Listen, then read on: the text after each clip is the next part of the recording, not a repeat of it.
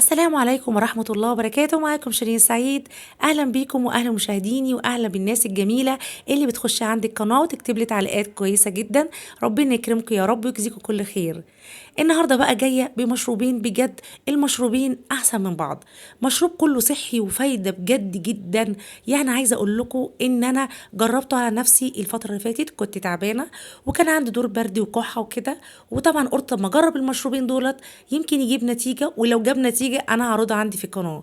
بجد الحمد لله. طبعا قبل كل شيء هو ربنا الشافي العافي. طبعا شربت المشروبين وكانوا جمال جدا. انت اختاري المشروب اللي يناسبك واللي عايزاه. الاتنين كويسين جدا وكل مشروب ليه فايدة وكل مشروب ليه يعني فوائد كتير جدا خارجة منها. طب يلا نخش الفيديو بقى، بس يا ريت نحط اللايك والاشتراك في القناة وتفعيل الجرس عشان يوصلوا كل جديد. ويلا بقى بينا بركة الله ونصلي على رسول الله ونعرف ايه هي الطريقة. هنبدأ بالمشروب الأول، وأول حاجة في مكون ليه الأساسي هو ورق الغار أو ورق اللورا. ده كنز رباني حقيقي، ليه فوائد كتير جدا. أول حاجة هو بيقوي جهاز المناعة. تاني حاجة هو بيهدي الكحة والاستعال الشديد جدا، غير ما كمان لنزلات البرد والإنفلونزا والتهاب الحلق وكمان الجهاز الهضمي، وغير طبعا ما هو بيقوي جهاز المناعة في الأول زي ما قلت، وخفض الكوليسترول وعلاج التهاب الكلى وحصوات الكلى. خدت كام ورقة من ورق اللورا وكسرتهم كده بالشكل دوت.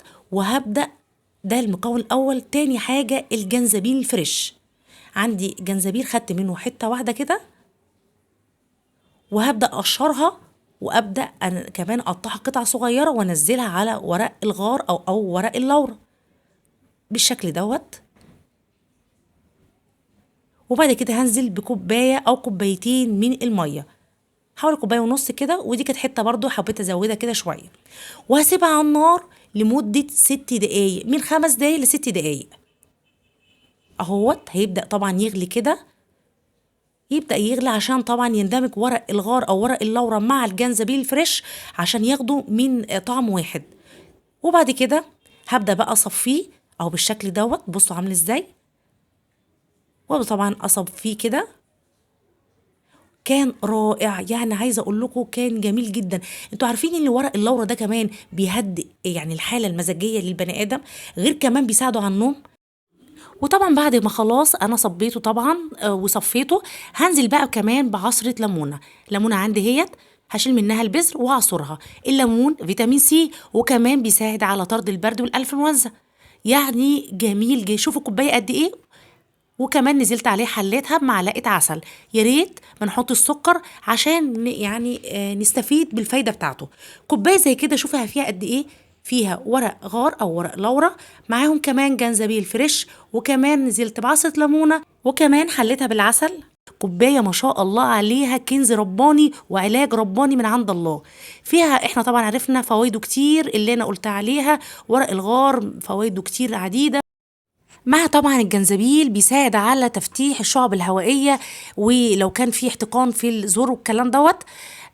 هنخش بقى المشروب التاني رائع جدا وهو الزعتر.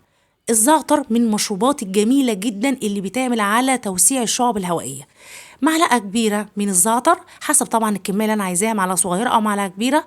وهننزل بكوباية مية بس كده، وهنحطها على النار لمدة 5 دقايق أو 4 دقايق بالكتير، أو هسيبها تغلي بالشكل دوت. ونرفعها من على النار ونغطيها عشان احنا عايزين طبعا يعني نغطيها لمدة دقيقتين أو 3 عشان نستفيد بالمادة العطرية. طبعا عارفين إن الزعتر هي مادة عطرية جامدة جدا وريحتها جميلة ونفاذة، وبتساعد على توسيع الشعب الهوائية لو في ضيق تنفس، لو في أنا طبعا الواحد تعبان مش قادر ياخد نفسه، حاسس ببرد برضه، بيساعد على إزالة البرد. وحطيت شريحة من الليمون عشان نستفيد بفيتامين سي لو في نزلات برد. قدمنا مشروبين احسن من بعض. مشروب لنزلات البرد والسعال وكمان تقويه جهاز المناعه. الاتنين احسن من بعض. اختاري اللي يناسبك وكمان اللي تحس ان انت مرتاحه معاه. وكمان ممكن معلومه كده خفيفه كده، لو انا عندي كحه ناشفه جدا ومش قادره اخد نفسي، ممكن على الريق معلقه عسل اسمر على ندعه ليمونه، بجد هتهدي الكحه وتنزل يعني عمليه البلغم اللي في الصدر وتريح الصدر، بتبقى عمليه مرتاحه. يا رب الفيديو يكون عجبكم. يا ريت لو عجبكم الفيديو نشير الفيديو لأي حد محتاج يكون تعبان، عنده كحة، عنده برد، عنده ضعف في المناعة. طبعا يجزيكم خير. طبعا ممكن تساعدوه عشان لو يكون علاج يرتاح منه. والله هو الشافي العافي قبل كل شيء. اشوفكم في رعاية الله. ما تنسونيش بقى في اللايك واشتراك في القناة وتفعيل الجرس عشان يوصلوك كل جديد. والسلام عليكم ورحمة الله وبركاته.